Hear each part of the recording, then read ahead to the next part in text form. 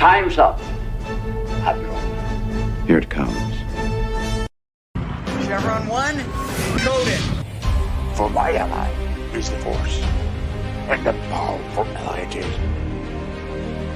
Life creates it, makes it grow. You failed, Your Highness. I am a Jedi, like my father before me.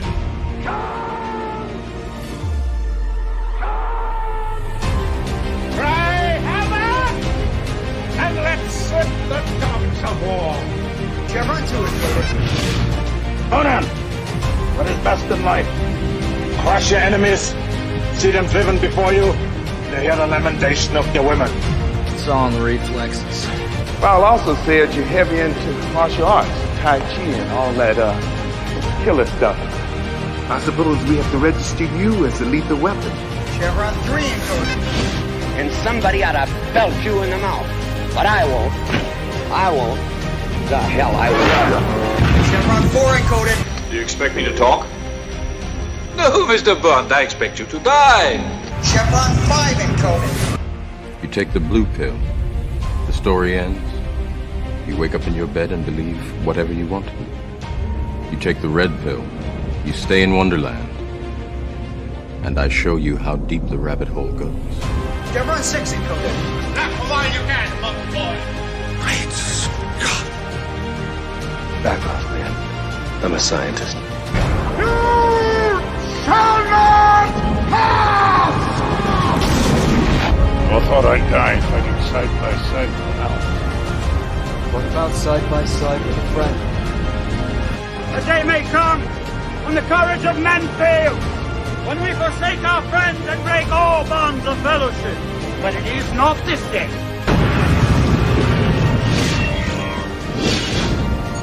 Chevron 7 is locked.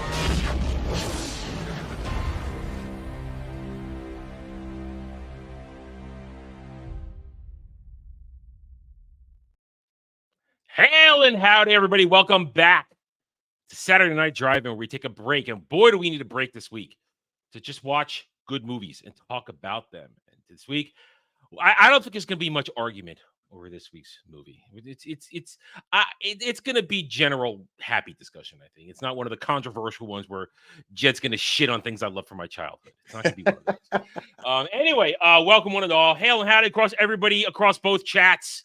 We're happy to have you here. Hit that like button, subscribe to the channels, and let's just dive right in. Welcome, Jed. I actually haven't seen you in a few days. How are you? I know. It's been a grand total of less than a week, so Yeah.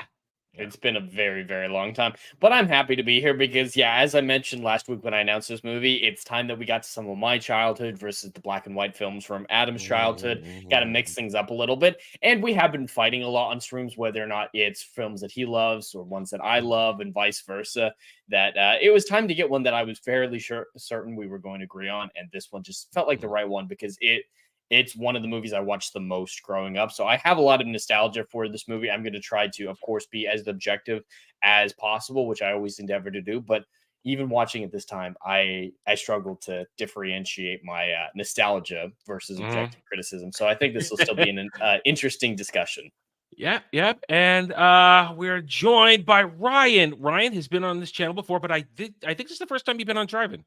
Yeah, it was the first. It actually is the first time I've been on Drive-In. I actually wanted to. I wanted to try to join for. I believe it was the Tomb Raider one. So did you guys do Tomb Raider? Because we did Tomb Raider. Yeah, that's one. That's that was the Melanie Mac episode. Yeah. Yeah. Okay, I didn't know that Melanie was on. Yeah. No, I remember. That was one that I was like, man, I would love to be on for that one because I think that's probably. I still think to this day probably the greatest video game adaptation ever.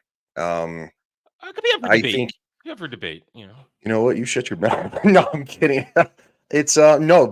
I'm excited to be on for this one. This is my second favorite Nicolas Cage movie. Only second to The Rock. Being my first favorite. Rock's good. Yeah, good ranking. Very good ranking. Yeah. No, I love National Treasure. This movie is so good. I remember seeing it in 2005. I was in the military at the time. We were doing field exercises in Grafenwehr, and we got to all go to the movies. Like, we got a little bit of a slight leave, and we all went and saw this in the theater, and it was so awesome. I think I've seen this a total of 3 or 4 times now. It's not something that I instantly grabbed onto. I have never hated it. It's just not something I have found strong attachment to, like you guys and everybody else I basically know has a real strong attachment to the movie. I just kind of watch. I go, good time. It's good. I enjoy Nick Cage, but we're gonna get into that. And I will say now, I think I have chosen next movie, but I'll announce that at the end. You generally knows right before we get going, but I just kind of decided now. So hey, anyway, all right. So let's dive right in. Jed, this was your choice, so get us started. Well, this is Jared Bruckheimer's first film after Pirates of the Caribbean, I believe. So he's coming off of quite a large high, producing National Treasure with Nicolas Cage. And this movie was like a perfect storm of weirdness. From the people I know, Ryan can, of course, contradict this since he was actually there. But the stories that I've heard of people watching this for the first time is no one knew really what to expect. This was Nick Cage coming off, the 90s when he is known as the crazy guy. Nick Cage doing dumb, weird, over-the-top things. So people were very confused going into this movie what to expect, because, of course, the trailers made it seem like it was all serious, interesting, and more Da Vinci Code-esque. I think that's what they were trying to go for, is getting their own Da Vinci Code. I don't know which came first, necessarily. I just feel like this was, let's do Indiana Jones light. That's what it's always felt like to me. Yeah, I would say a little bit of Indiana Jones, a little bit of Da Vinci Code sprinkled in there, maybe a little bit of kind of some of that uncontrolled being able to not control the situation, kind of like his character had, a little bit of freaked out every once in a while, sprinkled in from like The Rock, because at the beginning of the movie he's just this nerd, he has no idea what he's doing, but by the end of the movie he's a lot more capable, but he's still a little unsure of himself. And I kind of felt like some of that was sprinkled into it. So I think it's kind of a mixture of things, but I thought the movie was, I didn't know anything about the movie. Okay. So I was actually, again, stationed in Germany. We just went and saw what movie was playing, because military theaters, I'm sure Jed could probably attest to this. When you're overseas, they're usually playing like one movie. You get what you get. That's how I watched Solo for the first time. Yeah, you get what you get. I remember we didn't get anyway. This is off topic, but we didn't get Revenge of the Sith until like 3 months after the fact. Oh, yep, always late. Yeah, always way late. So yet somehow airplanes get those movies get them first. Oh yeah, airplanes get them before the military. Yeah, when you're on a flight. Anywhere, yep. So. Yeah. So, but anyway, I think a little bit of Indiana Jones light, but I think a little more Disney-esque lightheartedness. I'm a huge fan of Jerry Bruckheimer. This I is think great Disney. Yeah, it's great Disney. This is before Bob Iger. This is, you said what, 2005, 2007? I saw in 2005, and like you said, we probably saw it like 3-4 months later. This is before Bob Iger then. Before Bob Iger. But something controversial I do want to say now. Again, this is a purely subjective opinion, but I like this movie better than all of the Indiana Jones movies. I put it definitely above. Oh my God, you heathen. I said it was subjective. I can recognize that Raiders of the Lost Ark. If you're going to say that, how many Indiana Jones movies are there? 3. Okay, well, you're still a heathen. Okay, fine. Yeah, there's only 3. Well, you're still a heathen. Anyway, Raiders is objectively better. I just would prefer, if I had to pick between which one I'm going to actively watch, it's always going to be National Treasure. Well, that's why I said it's light, because here's the thing. When you're talking Indiana Jones, it's dealing with mythology. It's dealing with usually Judeo-Christian, or even with Temple of Doom, Indian mythology, stuff like that. And there's a spiritual aspect to this. Mm-hmm. In this movie, there's no spiritualism. We're talking history. We're talking history, and that's why it's different. Now, is there a level of conspiracy in there? Yeah, of course, because Freemasons, Illuminati, even though Illuminati aren't in this, I'm just lumping that all kind of shit together. Yeah, secret that's societies. Kind of thing. It's a different subset of the I guess archaeology genre, because this is kind of archaeology genre. That's what it is. It's in that thing, and therefore, it's easier to go. Well, actually, this could go really dark if it wasn't Disney. Considering you're dealing with secret societies, it could have gone really dark. Because we mentioned, look at Tomb Raider, that was Illuminati, and that shit got dark fast. It would have needed a very different cast. I think the Well, only one who could probably pull off maybe the darkness of if it was different would be Diane Kruger, because she was obviously in Inglorious Bastards, and I've loved her ever since this movie, because as a young guy, she's pretty hot. So, oh yeah. Hey, like hey, it, hey. it's We're still to okay this with day, that. I don't like the fact that she got choked to death in Inglorious Bastards. It still like sits wrong with me because of that like weird 18-year-old childhood feeling. Yes, at 18 you're still a child, by the way. At 38, I might argue that I'm still somewhat of a child. But yeah, We're so nerds. We're all goddamn children. yeah, I think well, we're also guys too, and let's be honest, guys never really make mature past like 16 or 17. Mm. It's I just think it would have been a very different movie, and I don't think it would have been as widely hailed as it is if it took a Well, different turn. Before Even with Nick Cage coming off to him being the weird guy, as you were saying, from the before 90s. we get into the story though, this is actually a very well cast movie. I mean, Yes. you got Nick Cage, you got Sean Bean, who doesn't die. Mm-hmm. Sean Bean doesn't die. You got Harvey Keitel, you got John Voight. These are some serious heavy hitter actors in this movie, and and they all pull off a great performance. Frankly, actually, I would say the weakest is actually maybe John Voight. He might be the weakest performance in this my movie. opinion. Yeah, I don't think he cared that much. In the second one, he gives a much better Well, performance. I think in the second one, he had more to do in the second one. It's true. But in this one, I love John Voight as an actor. So I felt when I rewatched this Thursday night in the wee hours of the morning, because as usual, I can't sleep on time these days. And I'm sort of thinking, I feel like John Voight's mailing this in. I mean, he's doing a good job, but I feel like he's mailing it in. As opposed to Harvey Keitel, who just sold it all the way through. You go say, Ryan, go ahead. No, I was just going to say also at the same time too. I think John Voight was coming off a long string of movies, including the first Tomb Raider was came out in like what 2002? Was it 2002? So like he had probably only started filming this movie a year and a half after finishing production on Tomb Raider. So maybe he was over the history genre. He's like, Let me look up his filmography real quick. It's definitely possible. And while you're That's looking not it up, him. The weirdest part about rewatching it this time is this is the first time I've rewatched it in nearly a decade. And the thing that stuck out to me is since watching it for the last time, I played every Assassin's Creed game multiple times. I knew when I was gonna say, when they bring up the Templar stuff, I wonder what Jed is thinking right now. It's so weird because it's just ingrained in me now as an Assassin's Creed Templars fan. are evil. Yeah, Templars being bad, but this movie's very much like they're heroes. They're people to look up to, respectable, and I'm just like, this feels wrong. No. Okay, so National Treasure 2004. He did 4 movies in 2004. He did Manchurian Candidate. He did Super Babies Geniuses 2.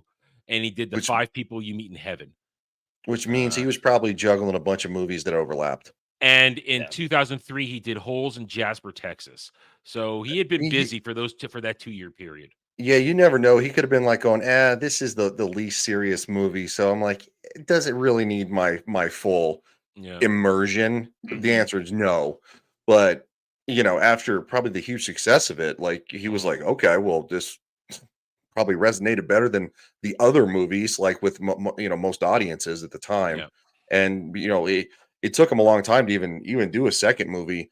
And then after the second movie, we were clamoring for a third movie, not that dumbass TV show. Well, that what TV show? It didn't last long. It got canceled. It's been canceled. And now and for those of you who are the hardcore fans, unfortunately, thanks to recent comments by Nick Cage, you can get in the third one. But those comments make it all worth it. Calling out Disney will always give brownie points for me. All right, so Jed, set up the story for us.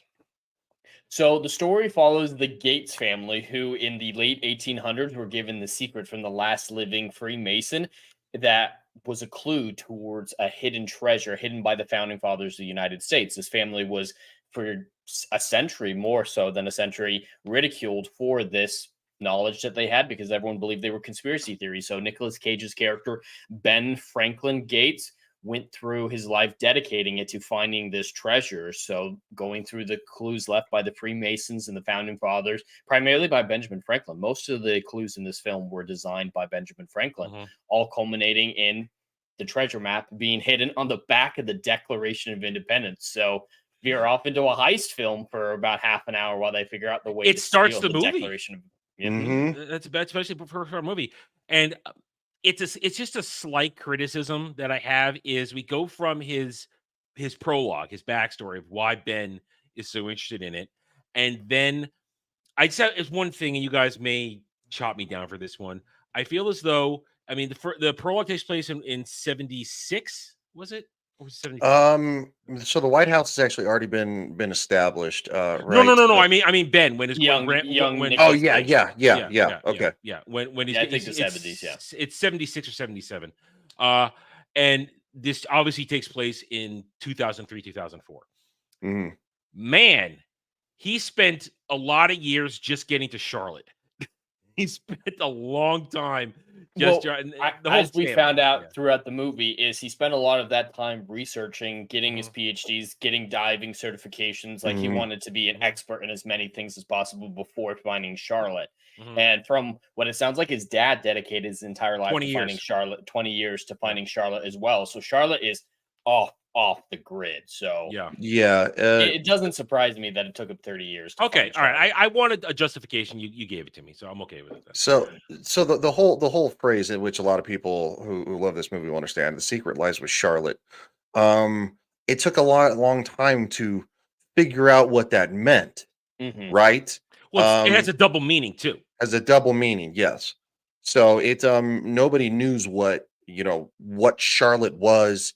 Is this a person? Is this what is this? And so they have to find out what it is before finding out where it is. So finding out the meaning behind it, that Charlotte was a real thing.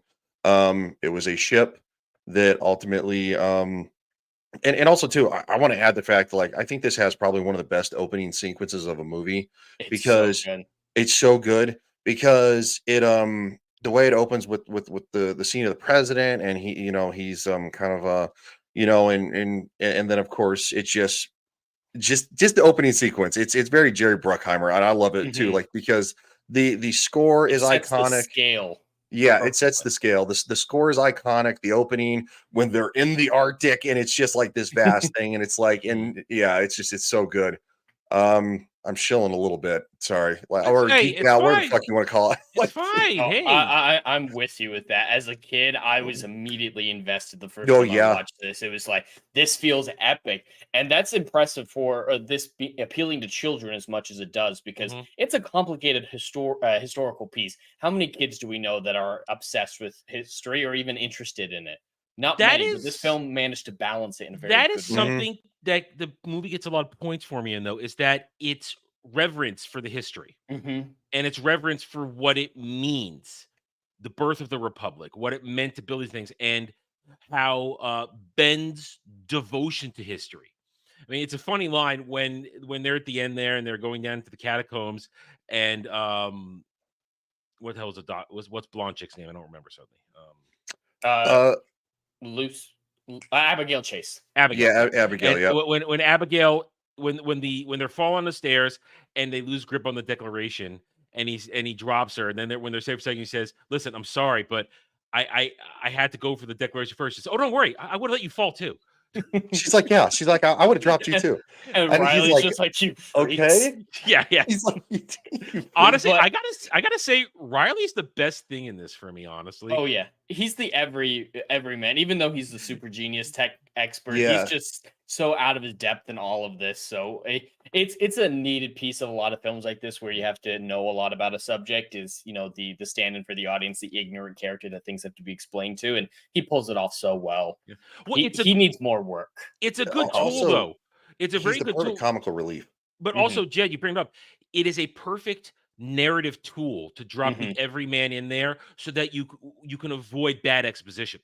That way, the exposition, it's not wasted. It's just instead of having a line like, "As you well know," or "You already know this," and stuff like that, he doesn't. So it makes the exposition flow a lot better. Yeah, and you don't question it. You go, "Oh, okay, they're explaining it to Riley, and therefore I'm along for the ride of that, and Exactly. I'm not wasting my time. I don't feel Mhm. like they're wasting minutes because this was nearly a 2-hour movie. Yeah, So it was up there. yeah. You So know, go ahead, Jed. oh, Go ahead. Rob. go ahead, Jed. I just want to follow up before we get too far off the track. What you said, Adam, is just how much this movie is reverential towards history. Some of my favorite scenes, like when they first go to the Declaration of Independence, Riley and him, just how he's talking about that line about those who have an ability to take action have a responsibility to take action. Just every time he talks about history, things get quiet. It's just Nicolas Cage's performance, and you believe this man cares more about the history than the treasure, which sets up at the end how he like barely keeps any money because it was never about them, like his grandfather said. It was never about the money. Well, no, I did the math on that. They said it was worth 10 billion at one point. That's what Nick estimated when he was talking to the FBI agent. Well, even if it was 10 billion, and even when they split that 1%, they each got $50 million. They each got 50 Well, million. I love the line too. Like you're going, Riley's like 10%. They offered you 10% and you turned it down. And he's like, I told you, it's not about the money. He's like saying you could add a much bigger house. I know. Well, that's it's a great example of that line I've heard quoted. Just the way he says it, his inflection, 10%. Yes, had 10%. But this film the dialogue is so strong and so well delivered that there's not really a single line in the movie that I can point to. It's like that was really weak. That shouldn't have been. The movie doesn't drag. It doesn't drag very often. I mean, I think for maybe only a couple minutes at a time, maybe it does. But the jump from scene to scene, it feels legitimate. The pacing is good. And well, my only problem is the immediate jump in from childhood to adulthood. And I know you guys just said you like the scene. That was kind of my only moment because I haven't seen this movie in a bunch of years. It's been a long time. And I just said, okay, we're going right in here. Okay. And then we're just going to jump to the next thing. All right. But then they make it interesting for me. The heist for the Declaration, they make it interesting. It's a very good heist. And I like the juxtaposition of Ben's way to steal it and Ian's way to steal it. Ben, they are being sly, they're being crafty, they're trying to woo their way in there and do no damage to anything. No damage. And he even a gets little Mission Impossible-ish too. And he gets distracted by the pretty girl. He gets distracted by the pretty girl because he has to try and put a move on her one way or the other. Even though his move was to help them get in there, he still got distracted by the pretty girl, whereas Ian is just gonna bulldoze in there and not give a shit. And also has no plan what to do with the Declaration when they get it. I mean, because yes, Ian has means and they might have gotten there eventually, but how much damage would they have done to the document in the process? That's one of my biggest criticism in the movie is it's a lot of inconsistency with Ian's choices. I love his performance, a lot of the things he does, but like he doesn't try to get another expert after he believes Ben dies. Like I love the sequence of how he gets separated from Ben. Love all that. Even some basic setup and payoff, like he puts his whole arm inside the gunpowder keg and then it lights the flare. Like all that stuff is great. And I understand that, but why didn't he try to get a new expert to study the Declaration? He'd need a replacement for Ben. And throughout the movie, there was a few little things like that, especially at the end, which we can get to when we get to. But why he left them at the bottom of the staircase doesn't track for me because there's an inconsistency when it comes to his intelligence level as well. He recognized the Marshall pipe on sight, which means he has an expertise in history as well. But he doesn't know that 2 lanterns were with Paul Revere. Like he has super in-depth British. He's super in-depth expertise. What if I land 2 if I see knowledge, but then not even basic level for like One If by Land, Two If by Sea is one of the most quotable moments from the American Revolution. He gets that wrong, but he gets Marshall pipe right. So there's some things with this. I mean, it could be the fact that maybe because he's been hanging around with Ben for so long, so that he picked up a lot of the knowledge that he has being his expert, but maybe he's not an expert per se in a lot of things history. Does that kind of make sense? So maybe he has it. I mean, my biggest it is problem, a flaw. I definitely admit that. My biggest problem, and he figures out the silence good letter. He figures that he out does, too. Yeah, but my biggest problem is not with Sean Bean because like I said, Sean Bean, fantastic performance, usually great and everything. Although I would have had him trade in the mullet for something else. I could live without the mullet, but was it really a mullet? It is a mullet. Just kind of like It was There's no it was cleaned up in the front enough, and there was party in the not back. that much. It wasn't really business in the front, close party enough. in the back. Close enough. Shut up. Anyway, Well, my it's good to biggest be problem here. Thanks. with Ian Fucker. is the fact that I'm not outside of greed. What is his motivations for all of this? Greed seems to be it. Well, that's it kind of motivates a lot of the planet. It So does. it's pretty good at motivation. It's powerful, but it's. I'm just. We have I to wanted remember more. how much money this is. It's just next level money. I know. Like I feel like I wanted more out of it. That's all. If Ben kept it all, he'd be one of the richest men on the planet. At the time, sure, I guess early 2000s. Anyway, yeah. So Ian is rich, but he would absolutely blown out his portfolio. I know. That's just I'm just putting it out there. There is more going on with him, so I do wish we would have gotten more of his backstory. Yeah, too, I mean, because it's clear what is he? No one knows his name. That's I mean, he just seems to be. You He just seems stumbled to on be it. a businessman and mercenary to me. You just stumbled on for him. Clearly, he had a criminal background, Mhm. and then where he made his money. But then, what does he do now? I think to me, that's the missing ingredient for Ian. For Ian, I wanted a little more. I wanted a little more flushed out. I wanted a little more of where he is in the world. What does he do? Why is he doing this? Besides the greed, the greed is enough. I admit that. But if I had his whole what he was, maybe I would feel a little more connected to him as a villain. Because while I respect him as a villain because he's bad, I am not engaged with him as a villain, if that makes sense. That's why I think the second movie gets a lot of hate unnecessarily. I hate might be the wrong word, but a lot of people put it well below the first one. But the second one has a much more flushed out villain. The villain of that one he's basically Nicolas Cage from the first movie, a family tradition around this myth, and he's so motivated on finding the city of gold. Like his backstory, his motivation ties into it a lot more to a much more compelling degree to And even that redemption makes at it- the end. Yeah, and that makes it worth it. That makes it more engaging. And that I think that's the thing. I just wanted Ian, outside of being I'm bad and a great Sean Bean performance, I wanted a little bit more. Because right away you get that first part when they're in the Arctic of, as soon as Ben doesn't go along with him, he's ready to kill him. Okay, we're dealing with a bad dude, and we're good with that. And then it goes farther and farther that he's willing to do that. He has the ability. I mean, that's got to be something to say that he can get a helicopter that far into the Hudson, down the Hudson up to. He's very well connected, very rich, and someone I want to bring this up since we're talking about him. Someone tried to ruin this movie for me once, saying that they intended for him to be gay with Shaw. Where does that even come from?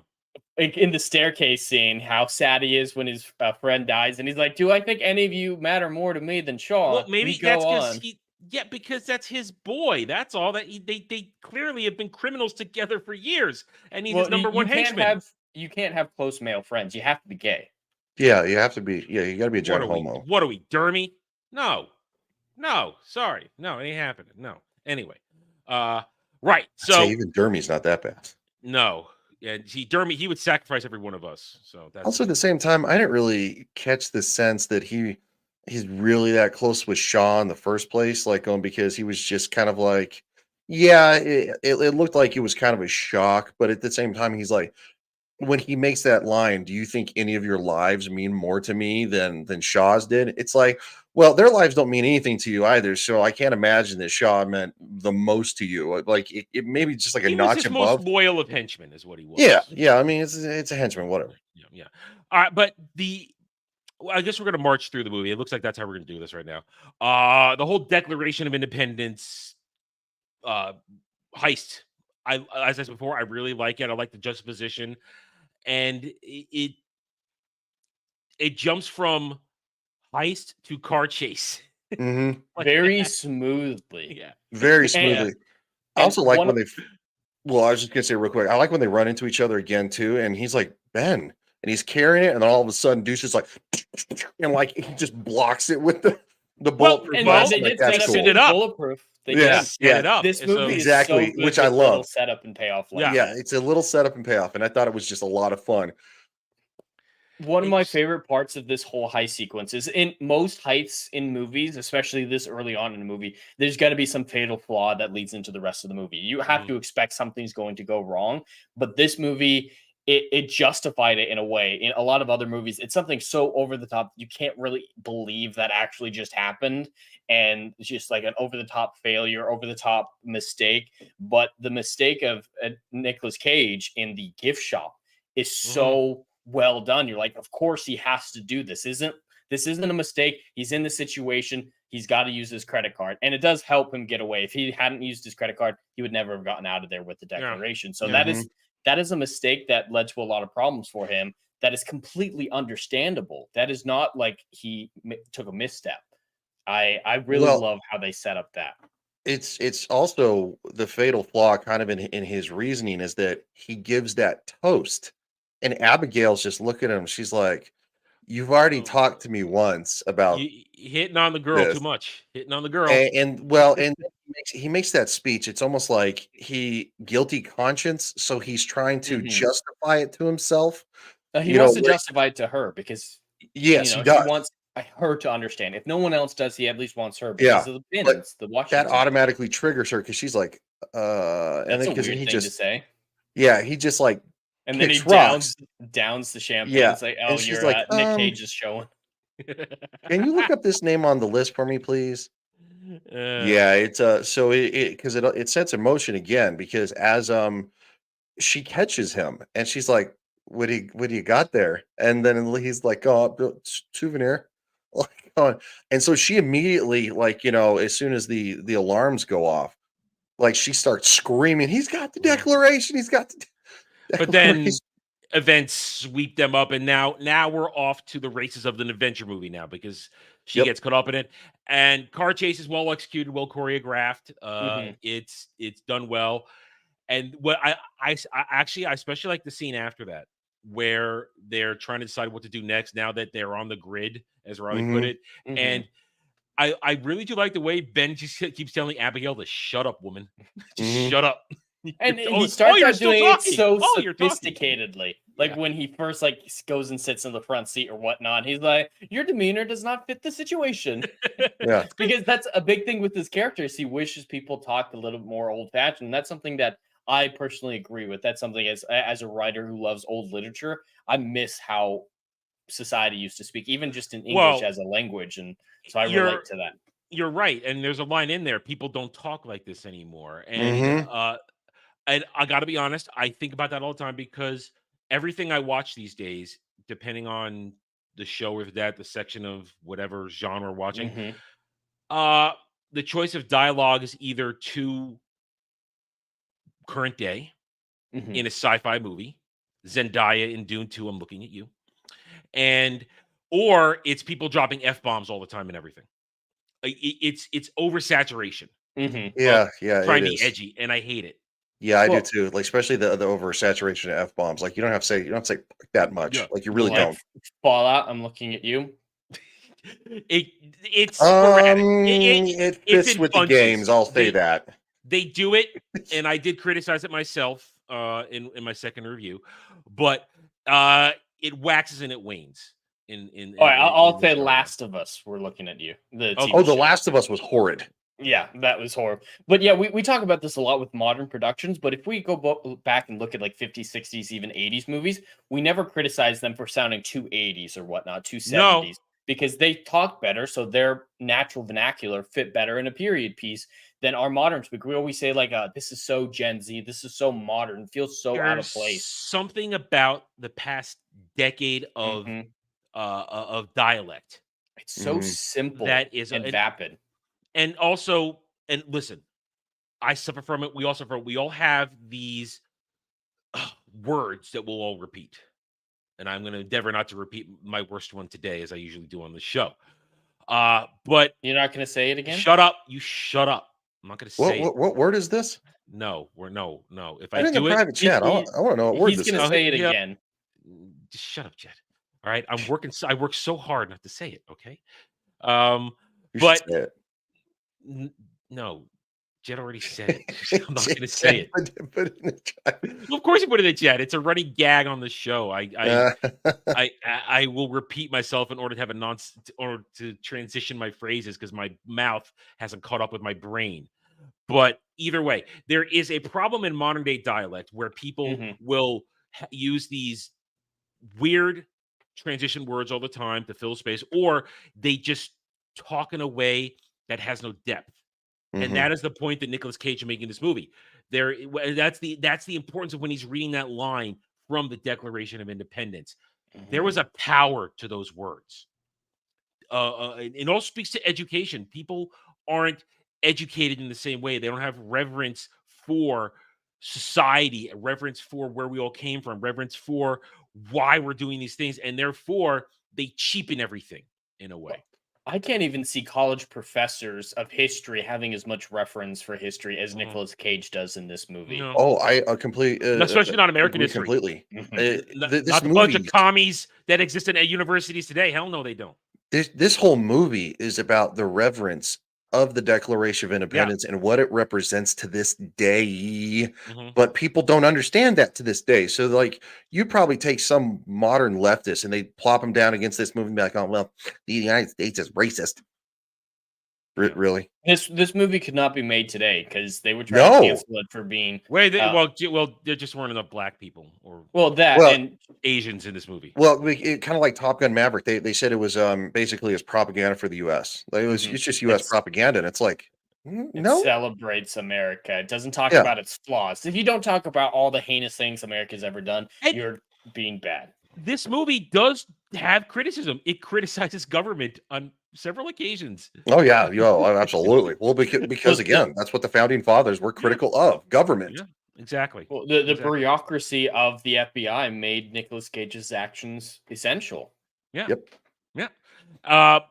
So we're into now the hunt to decipher the Declaration of Independence, and we end up at we end up with John Voight. And that's a great little thing where he just says, need heat. So you need some heat. And it's in that moment where with the lemon and the heat wait, okay, go ahead. Sorry, just real quick. It's one of my favorite parts of the movie. I think just between characters where Riley's like he's like, I got some duct tape and some rope in the back. And he's like, that's not going to be necessary. He's like, you're not going to cause any problems, right? And she's just looking at him like you were going to tie me up. He's like, you're not going to cause problems. And she's like, fine, I'm not going to cause it. It forces her to say, he's like, see, she's interested. And then when after the first time to run away, it's a great moment because later on she has a chance to leave and says, I'm not going anywhere. Yeah. And when he without even thinking about it, hands her the Declaration in Philly when he's trying to get his $100 back. Yeah. Like they didn't even think about it. Yeah. Because after the whole lemons and heat thing, she is totally on board then because suddenly he's not crazy. He's not the moment she takes that lemon, she's in. Like she says, I'm so getting fired for it. That's when she's invested. That's the point of no return for her. And during this period of time, the FBI gets involved. We get Harvey Keitel's agent, and he's so good. Harvey Keitel is so good, brilliant, and his performance is great. And I love his character. I'm going to just jump ahead a minute here to when Ben has been busted and he's been captured by the FBI. I honestly, as I said, I've only seen this movie 3, maybe 4 times. I'm going to say 3 at this point. I'm going to say 3 I've seen it like 20. Well, it's not on my shelf, and as I said, it's not something I go back to. Is that not on your shelf? Because I like it, but it's my show. He can't get me out. It's my show. I could kick all of you out and be here by myself. See, look, watch this. Hey, look now. It's just the Adam show. Look, see, Adam gets to now talk all by himself while they sit in the back because I can do what I want. See, there we go. Now we're all back, and we can continue to talk civilly with each other. Anyway, it's weird. You lost viewers on that. You're not going to cause problems, are you? You're not going to cause any more problems, are you? No, you're not. Anyway, but what I like the moment, and I want to put this to you guys, and I'm saying this because you've seen this more than I have, and I picked up on it on this watch through, and I want to know if you guys always saw this. When it's after they've gotten the glasses, and he only looked at the Declaration the first time, and Harvey Keitel has him in custody, and he's asking him about it, and while he's semi-interrogating Ben, he's playing with the glasses. That's what I was like, and he's like, and we don't, of course, we don't know until the final couple scenes that he's a Freemason. Mm-hmm. Is he helping Ben in that moment? It's possible. I've never ascribed to that. Yeah, I would say it's possible, but I don't think so. That's a natural nervous tick. That's a natural thing to do. So natural, in fact, that I'm baffled Nicolas Cage didn't look at those glasses immediately, think, oh, there's multiple lenses. Like, I find that very odd for his intelligent character not looking. Well, they didn't exactly have time. They were kind of pressed for time. It is true, but that would be the first thing I would think when I look at these glasses. Mm-hmm.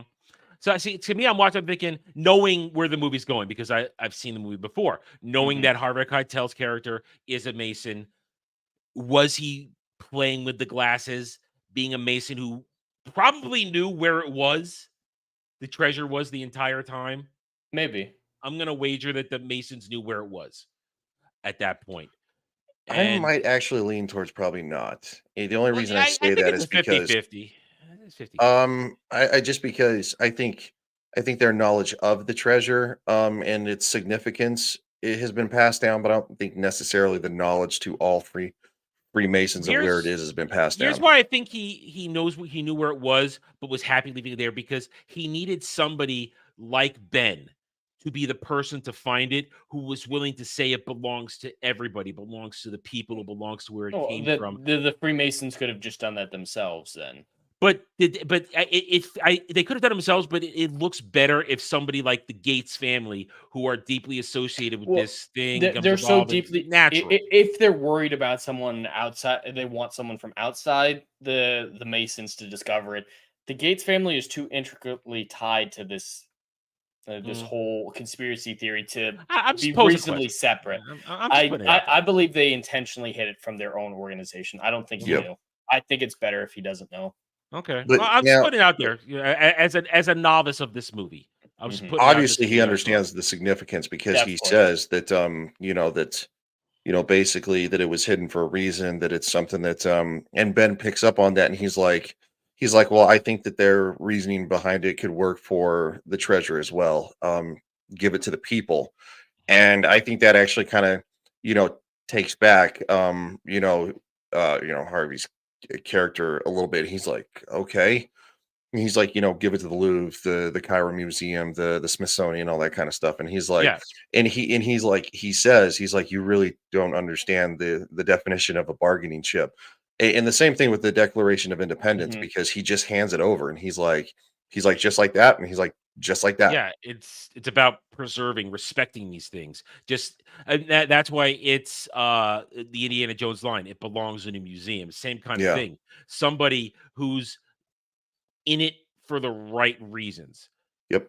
It's not about the fortune and glory, and that's why Temple of Doom, when we talk about Indiana Jones, is an important movie, because that's Indy before he realizes shit needs to belong in a museum. He's still seeking fortune and glory. Ben, for him, it always was about the history, the importance, the reverence, why these things should be where the people can look at them. And that's what he means by give it to the people. Put it out there. Let them be able to tangibly appreciate the historical significance, not just from America, because this is the Templar Horde. And these are things that belong to the entire world. And once you see the treasure, you understand that it has come from the world. Everywhere. It has been collected everywhere from the world. Scrolls from the library of at Alexandria. I love that moment in particular, because that is what she is too. She's very much of the same mindset of Nicolas Cage. Is like, this is about knowledge. This is about bringing this to the people, because of collecting the Washington buttons, which is a big connection moment between her and Ben. But she goes straight to the scrolls. And if I'm being honest, that's exactly what I would do too, because that's an era when that library crashed.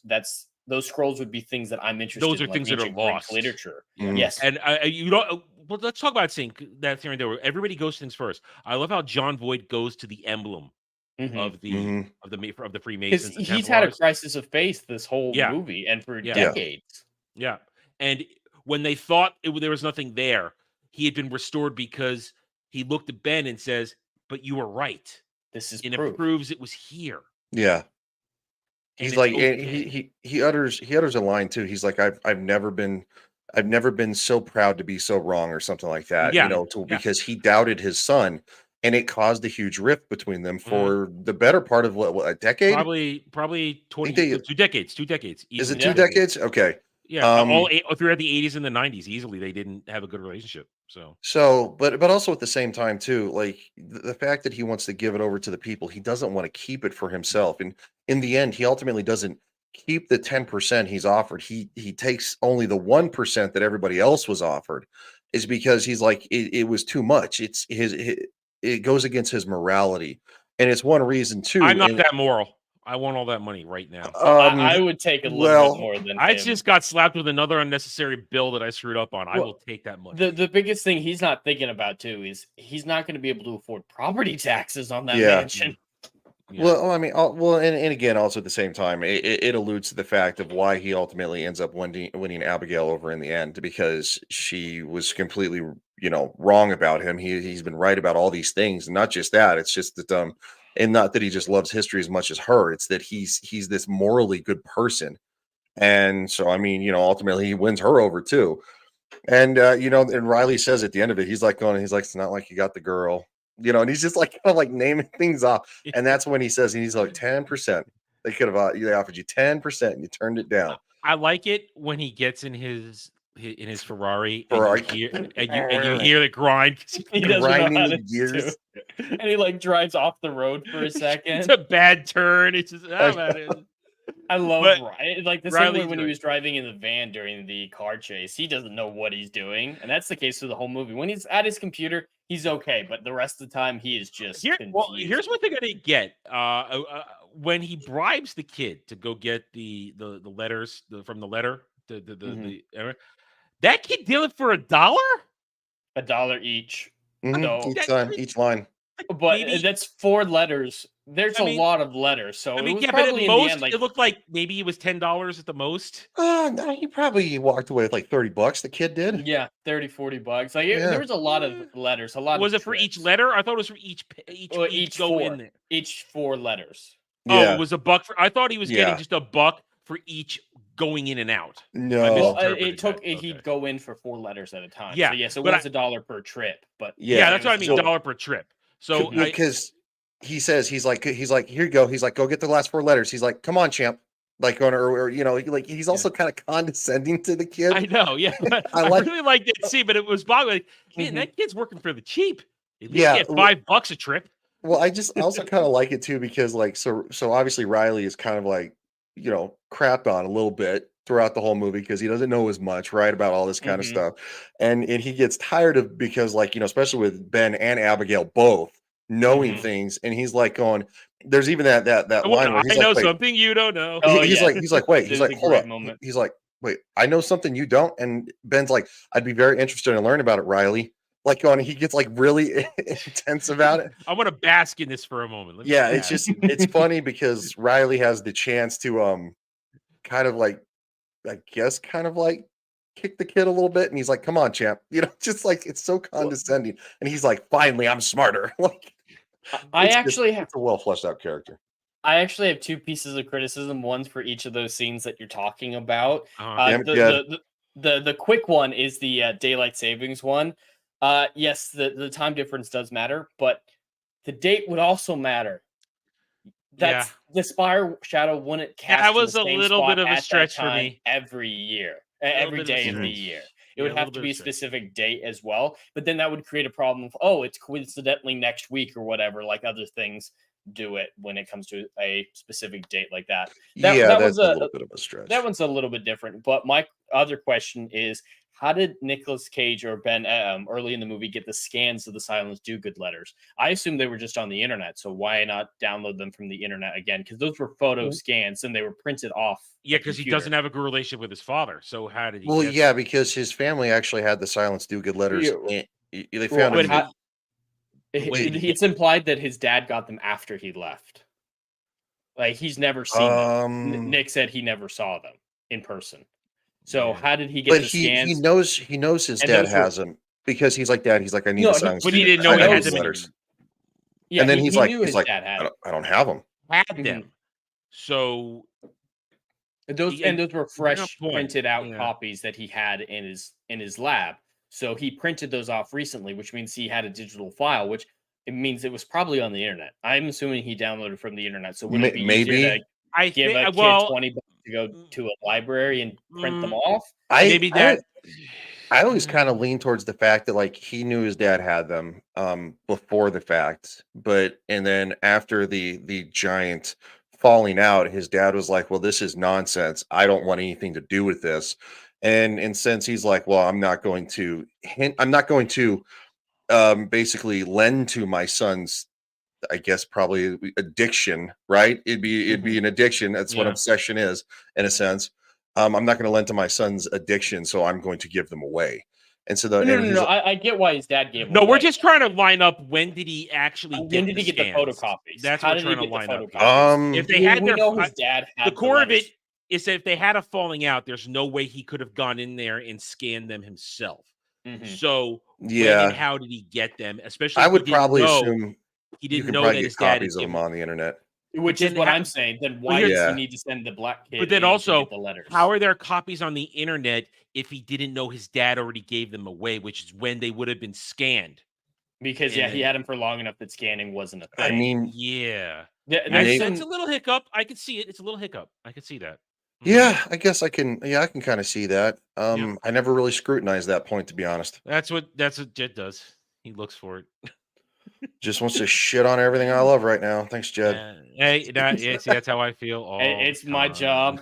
I still love this movie implicitly. If I were doing this as a subjective review, I'd give this movie a 10, like easily, no questions asked. But I try to think about these things. Yeah. Yeah. You're gonna ruin it for everybody. Got to piss in the punch bowl. We pretty much covered most of this. We haven't really talked about Abigail that much. As far as Abigail as a character, I feel she's just kind of she's the female Nick Cage. Yeah, and she just kind of slides in there. She's there for the banter with him in the beginning, and then for the connection purposes, and just a good character all around. I have no complaints about Abigail. No, there's no problem. She is able to deliver her impact on the movie without being an overpowered women's. And Diane Kruger is a well-established actress too. She's very good. I don't think I've ever seen her in anything. Also, just for the record, shout out to Disney allowing her to wear her dress with her boobs out like that, because look, modern Disney would have been like, well, that's not okay. Yeah, they'd have to uglify definitely her. Sexuality in this Yes, movie. she's a very pretty woman, and you know, it alludes to something that, like, you know, we're going to talk about tomorrow. You know, it's okay for women to be pretty. It's cool. There's nothing wrong with that. It's all right. You know, Well, there's something else with your character I want to mention is when she was in the first conversation with Ben and Riley, she mentions that she's from Germany. And I actually love that aspect of her character, because just like Ben shows so much reverence to ancient America, to the American founding fathers and what America means, a big part of that was legitimate immigration. And she represents that. And I just love that aspect of the film, because this isn't her culture, but she's come to love it. She says, I am an American. She says, I'm an American. She doesn't say German American. She doesn't think of herself as German first. And her love rivals Ben's for history, to the point where she's entrusted with the Declaration of Independence. And I love that she's a legitimate American, because she put in the work and she loves this country. Yeah. And it's just a beautiful piece of the film, because that is the mentality of the founding fathers that Ben ascribes to. So she's a perfect embodiment of that. Well, and they also can showcase that too, right? Because she says that German word, I can't, don't ask me to say it, but and then Ben says, he's like, I'm pretty sure you're still yelling. And Riley's like, I think she's swearing also, like, because she calls him something in German. And it's a very, you know, she's not this perfect character. It shows that she has flaws. She gets frustrated. She gets irritated, right?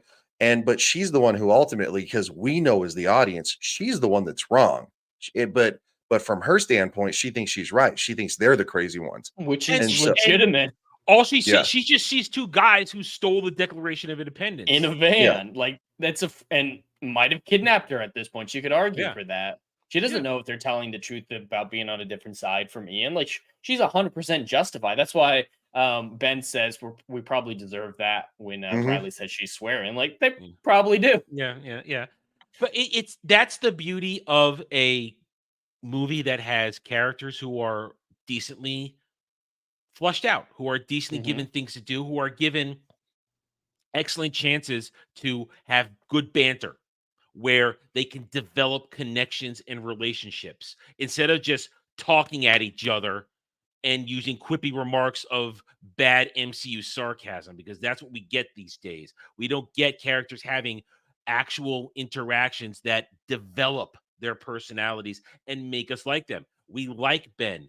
We like Abigail. We like Riley because, yes, is there comedy thrown in there? True. But they have these moments where you see the character and then they interact with each other and it blossoms into full-on growth of all this stuff. She's not, and she's not just a pain in the ass throughout the movie, just to be a pain in the ass. She's a pain in the ass in the beginning because she thinks they're crazy. Yeah. But when she comes around, she's like, she changes her attitude. She's like, with the line, it's like when she says, I'm so getting fired for this. It's like going, all of a sudden, now she looks crazy too. And she's believing the crazy guys because she's like, holy crap. Well, and then once, the and then as soon as the reveal, she gets very excited and she's like, well, because it's changing. Here's the thing about a true historian. You may be wedded to the things you know and things you studied, but when you get something that not necessarily changes your belief system, but adds to the history, you want that because suddenly you're getting the true history.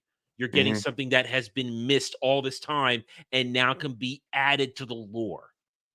And that's what makes somebody who loves this stuff truly excited. And that's what we get from Abigail, someone who's true, because Ben believed it the whole time.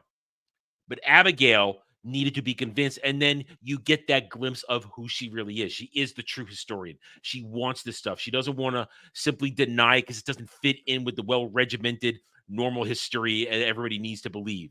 No, if this is what happened, I'm ready to accept it. Which is something we actually see in legitimate history in today's world. Like going, all these things that have been discovered, we're finding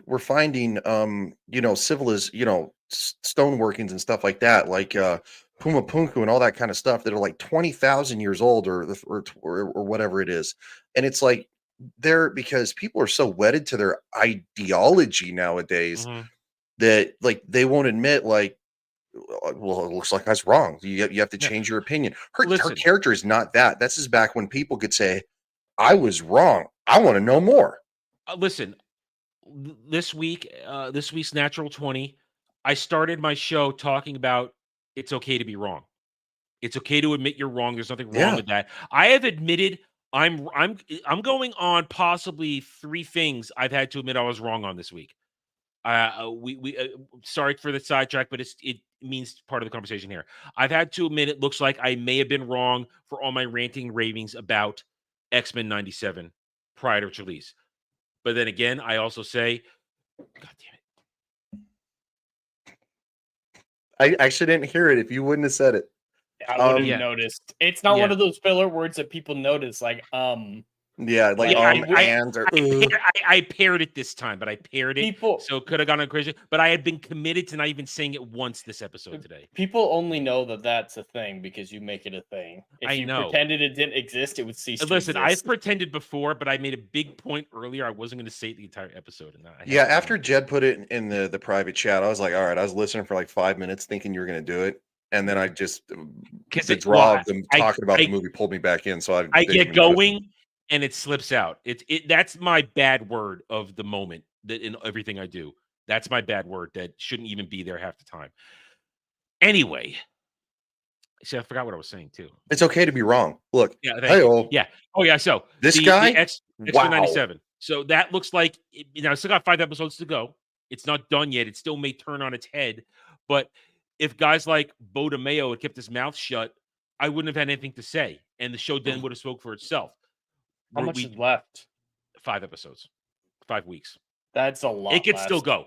I'd wait till it's over before you make a statement. Well, no, like I that. said I could be wrong. You could be because wrong, of yeah. what's going on. But that was my point. I could be wrong. Just like it looks like I am likely to be wrong about everything I said about Fallout.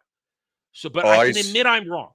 I was one of the biggest people who was like, I think this is gonna be awful. Yeah, but I get heat for these things. Whenever I make a take and I get heat, fine. But I'm never afraid to admit I'm wrong. Because if I'm wrong, and I didn't say man enough, I said adult enough. But since we're here, it's if you're man enough to say you're wrong, say it. It doesn't take anything away because it just shows you're fallible. Yeah, it Well, shows you have and we humility, by want the to way. be wrong half the time when it comes to stuff like this because we want nothing more than good entertainment. So when we're wrong, we still get rewarded. Like we still get a good product. But some people want us to be so. They want us to feel so devastated that we're wrong. They want to pile on us when we're wrong. And Well, it's that because they shouldn't be feel the bad thing. about themselves, right? Yeah, they can't admit their own flaws. Because to admit your flaws is for human growth. These people who call us all these names and then try to dunk on us when we admit we're wrong, it's because they're the ones who are flawed human beings. Now to go back to what we're talking, why we're talking about this, for Abigail to admit she was wrong was not Big moment. And she goes all in, and then she actually finds something more out of all this. Yep. And that's a little that's movie magic, it's movie romance, yeah. And but even at the I end of the might fall movie, for Nicolas Cage in this movie if I was. I in am it. not falling for Nicolas Cage. No, I am not yet. But even so, the end of the movie, it's been 3 months since the scene where Ian gets arrested. So they've been dating for 3 months. Mm-hmm. And that's fair amount of time. They're giving it a go, and they're clearly making it work. To round this out now, I got to say though, one of my favorite moments in the movie is the church scene where Harvey Keitel's saying, you're terrible bargaining, and Nicolas Cage goes, "I would really love to not go to prison." I like his delivery there. That has stuck with me every time I've seen this movie. So relatable. Yeah. I was thinking the same thing. I would not want to go to prison. Also the line delivered back, and he's like, "Someone's got to go to prison, Ben." And he's like, "Well, if you got a helicopter," and he's like, "I can," I mean, it's not just the Templar pulling strings. It's something that happens in the law enforcement all the time. Is if you can bring in a bigger fish, witness protection is a thing for a reason. And Ian is definitely a bigger fish than Ben. He is a criminal. He is a full-on criminal who has probably done a lot of things. And we go back to the problem earlier. I would have liked to know a little more about Ian to know why he's a bigger fish. Mm-hmm. Yeah. Well, I mean, breaking and entering is like low on the totem pole because obviously in this movie we see him, commit assault with a deadly weapon. Maybe even if you wanted to stretch it as far, maybe attempted murder. Definitely attempted murder. He did try. Yes, it happened on Antarctica. He did try to kill Ben and Riley. Well, they shot him in DC. They shot at him. So yeah. Oh yeah. Well, they shot the glass. You can clearly see so. The beginning said he was north of the Arctic Circle, so that would still be Canadian waters, maybe. Well, there are no laws in Canada anyway. Laws that I care about. Anyway, you guys mentioned before, soundtrack's good. Very good. For you guys, it elevates the movie, doesn't it? For you, absolutely. Yes. From the opening sequence, it is just nonstop.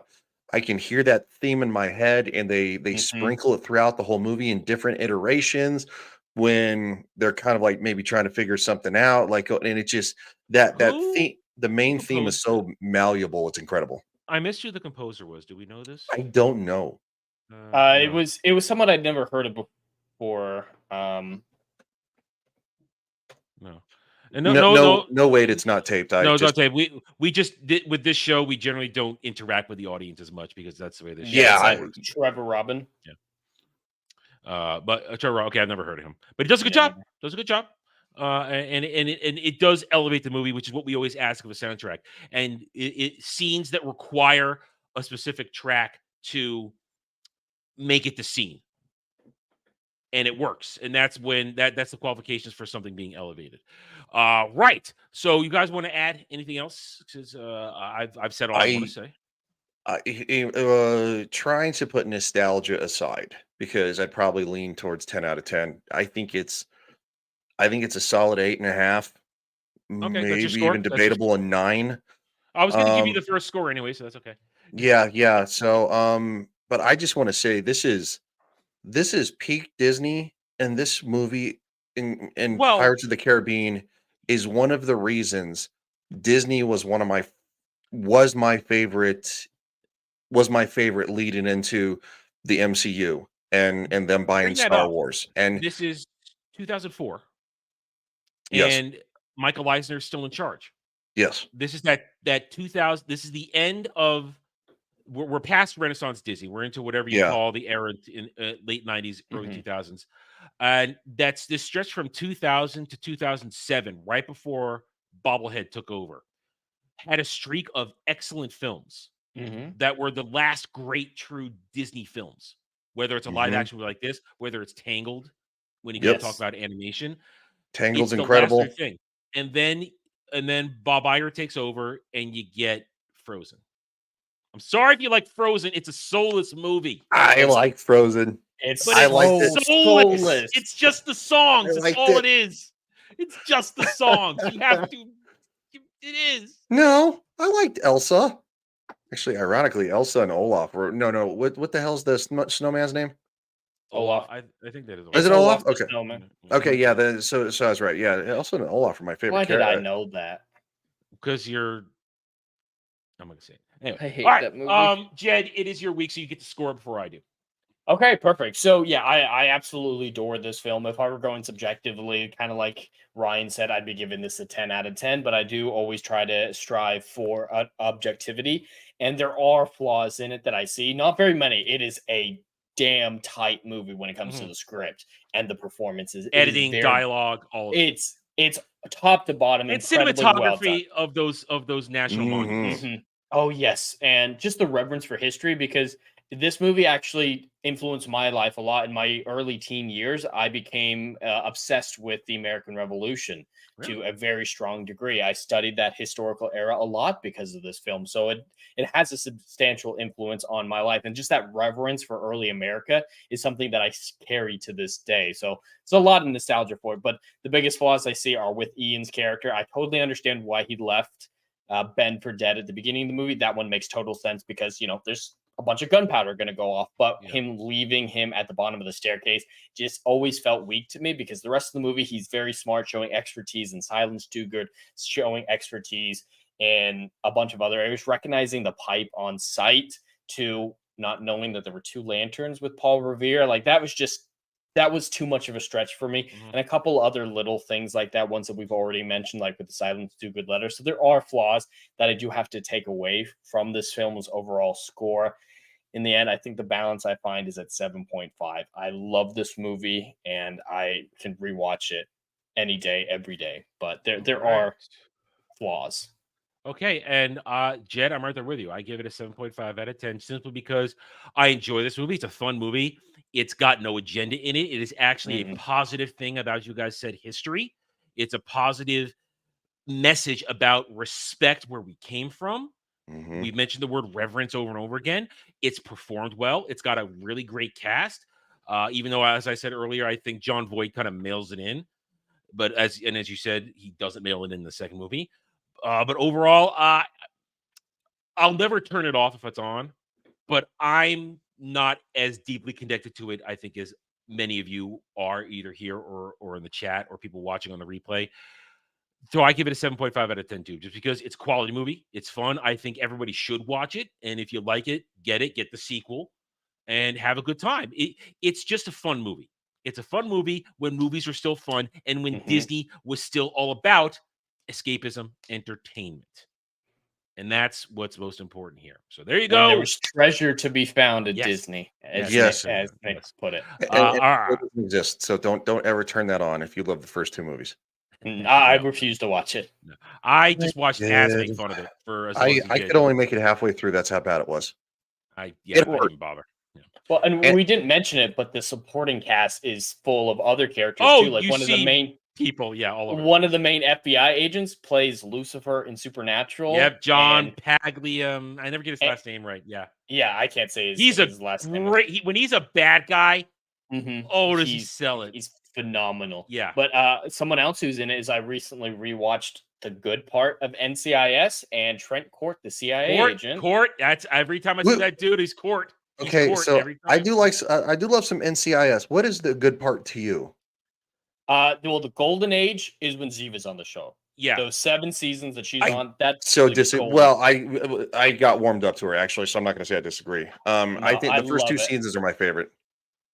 Well, that's they're the up there. original. They're Yeah. very high up But- there. But I prefer Ziva to Kate mainly because of the dynamic with Tony. But the show ends for me when Tony leaves. I actually this time was the first time I watched farther. I'd seen a few seasons beyond that, but I specifically chose like Abby's farewell. Specifically chose Gibbs's farewell. Gibbs's farewell is terrible. He straight up says, I had tapped out by then. I tapped out 3 years ago. I'll just say that his farewell is fine enough, but something he says is the most important thing he's done in his life was save an environment in Alaska. Oh god, see that that's kind of why I think Mark Harmon left because the show wasn't the show anymore. It was bad. The Ducky episode from last year, though, the farewell for when the actor died, that one is actually David McCown. really R.I.P. good. David McCown. Yeah, He's phenomenal. But that that episode was written by the actor who played Palmer. It was written by him, and that episode alone is fantastic. Like it feels like it's part of old. Did you guys know? Amidst the many spin-offs, there's a Tony Ziva spin-off about to happen. Yes. Is there? NCIS Yes. Europe right now. Wait, About them in Paris. Tony and Ziva are getting their own show. Yes. Wait, with them coming back, the Yes. 2 of them. Yes. Same Because actor. Ziva's alive. Because Ziva's alive. So Yeah, that one I might actually watch that's kind of because after where I tapped out. As soon as Yeah. Ziva was alive, I thought, you know what? That's enough for me. Although they should have gotten Weatherly to come across the hall from. He comes back for the Ducky episode. The Ducky. I know that. trivia I knew that. I episode. knew that happened. But That's I a needed great him. moment. I needed her to get off the plane and hug Tony and Tolly. We needed I to needed. see I needed them. that in her final part. I needed Well- that, and I didn't get it. I So- will have to say is after finishing NCIS, or at least what I was watching, I decided to check out Michael Weatherly's show that he left NCIS for. It was a good Bull. show up to a point. I haven't finished the first season Okay. yet, but First it season is was tight. really good. I'm First season's very excellent. impressed with First it. season's Oh my excellent. god. And the problem is, they were supposed to have Eliza Dushku come back, but she had some off-camera issue with Which Mike one is that? Weatherly. She played Faith in Buffy. She was the lawyer. She was the lawyer at the end. Okay. I didn't realize that was Faith. But it was yeah, Eliza- no, oh, season man, one I so had a far. thing for Eliza Dushku for years, man. She was like my. Oh, man. I did after the fucking first Bring It On movie. Oh, She was yeah. so hot in that Or, the bathing yeah, suit. I was very much a teenager, so was I I. think I was like 16. So don't hold it against me, For hormonal years. raging, but Yeah, but she's that's a beautiful one. That's a beautiful one. Yeah, The no. best But- thing about Bull is that the first season came out partially in 2017. So Trump, I was worried is going to be political. They made one Trump joke, and it's totally fine. They said the only person who talks in the third person more than you is Trump and Elmo. And here's the Bull was good for about 2.5 seasons. In season 3, it starts to fall off, and Really? then I tapped out because they get farther and farther away from the premise of what they set up, and it just keeps getting farther and farther away from it. And it just kind of lost its way, and I tapped out midway That's through sad. the second to last season. At least And it's I not got really bored. good I got comeback. bored. I got bored. I know you But- you guys like freaking NCIS though. Like going usually Oh, that's like old people dude. show. I worship Oh, that show I for adore years. it. Look, and again, I had a hard time with Ziva the first couple of seasons because she just seemed so stiff. But then all of a sudden there was like this shift, right? And it felt She like loosens up. she fit better. And so yeah, by the time she left, that was it for me. I was like, I don't want to. That is a Yeah, good that is it. out point, but I would go all the way to Tony's farewell because his closure, It's- I really yeah, love when- his closure. when he Because thinks Ziva she's- just kind of leaves. Yeah. It's very unfulfilling when Ziva leaves, Mm. but when Tony leaves, it's very fulfilling. And then he thinks she's dead, of course. And when he ganks Court, when he Mhm. ganks Court, it was so good. It was so good. Yeah, I But- think I owned through like season 8 or 9. My and mom it- used to it- collect them, and then I told her to stop collecting them because I said, listen, it's not over. It's not getting any better. The spin-offs are tanking. She really liked LA. Wow, we've really gone off on a tangent. LA is, I would say, the best one. I haven't seen most of them, but the New spin-offs Orleans are is terrible. great for the first 2 seasons, and then final season during Coof period, they went super agenda, and I said, that's it, I'm out. Doesn't surprise. Well, Palmer's wife, I don't know if you know this. She Adam, died over of the Coofs. She that died was from the that was about it was. That's when I said I'm out. During the Coop season, I was done.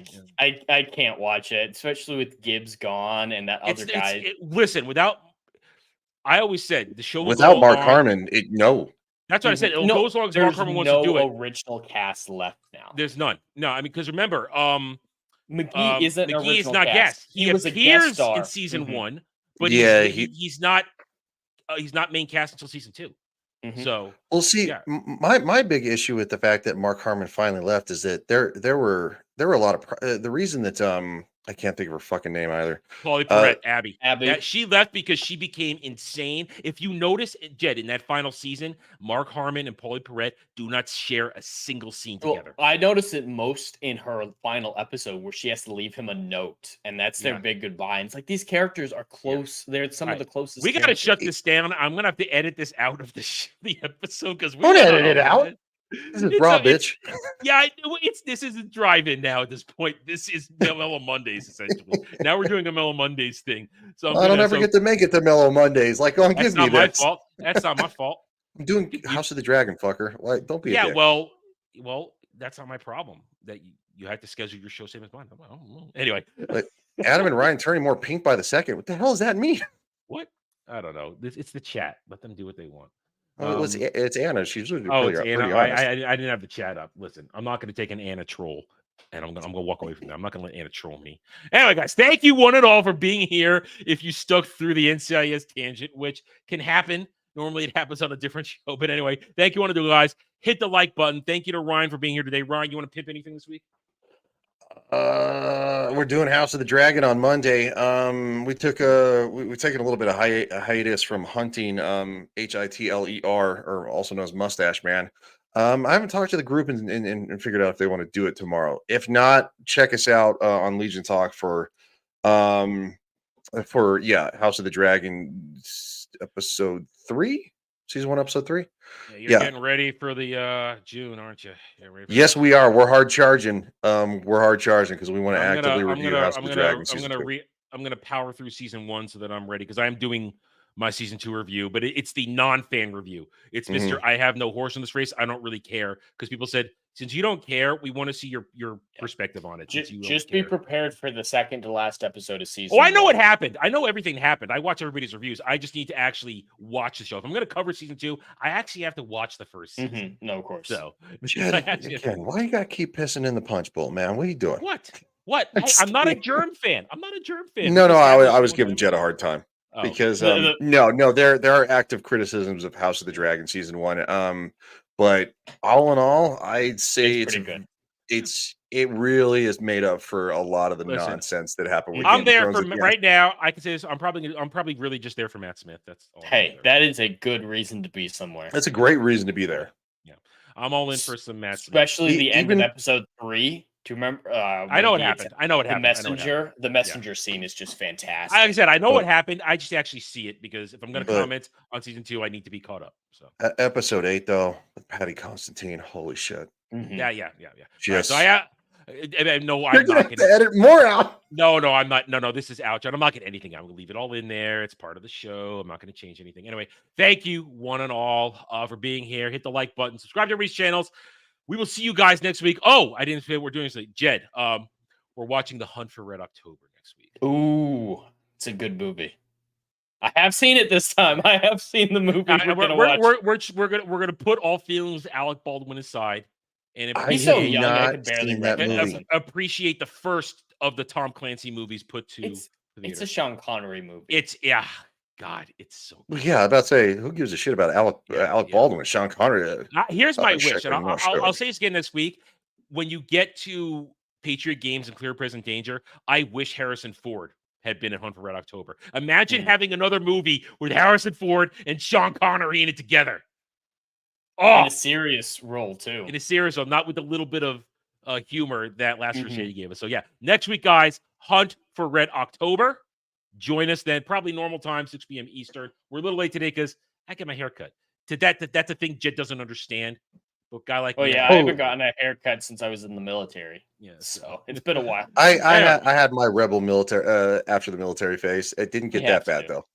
All right, guys. Thank you one and all. We will see you next time. For right now, good night and enjoy a little bit of Tifa on the way out the door.